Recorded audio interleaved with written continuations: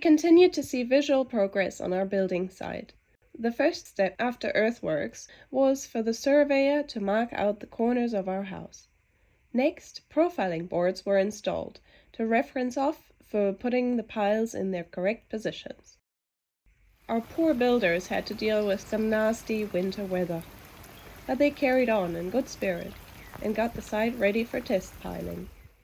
These piles are 1 meter longer, so they can test the ground in different areas and have the extra length in case it's required due to soil stability. Some of our test piles are up to 7 meters long, which was a crazy sight before they got vibrated into the ground. Then, for testing, they drop a 1/2 ton weight from 1 meter height onto the pile, and once it moves less than 30 millimeters, the soil is stable enough. Council came to witness this, and luckily our ground is quite good, and the piles can go the originally estimated 2 meters into the ground. So now we're 9 piles down, only 69 more to go. Seeing the string lines on the profile boards really surprised us, as they mark the height of the floor off the ground and really showed off the slope. A bit daunting, but exciting to realize how elevated our view will be.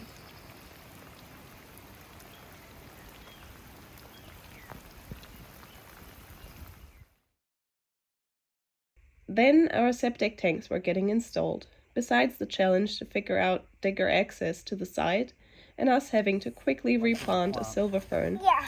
The circle. That's what we need, all the food out. Yep.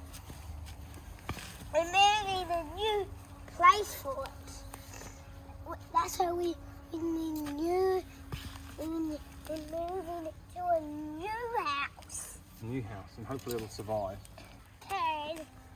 We need a watering can. The tanks went in within a day and left a bit of a path of destruction. But let's talk about the giant grey elephant on the side of the road, or should we call it a new lawn ornament? Our 31,000-liter water tank.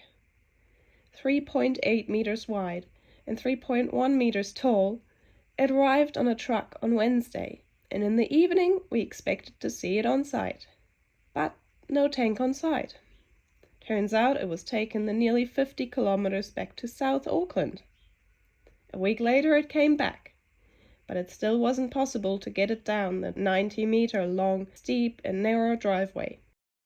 So it was just dumped on the side of the road, under power lines, making it unsafe to be lifted by a digger.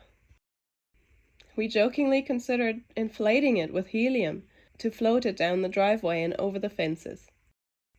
Luckily the next day it appeared on site, with only one fence post taken out on the way. It is definitely a bit of an ugly giant, but luckily will be positioned in the spot that we won't have to look at too much. Installing the tank is becoming more complicated though, that we're still in the process of figuring out. We cannot wait to get past this foundation stage, which seems to be full of ugly surprises. But the weather is causing more delays, so it will be a while until we're through this muddy mess. Build in fine weather, they said. Gave consent at the start of winter, they did.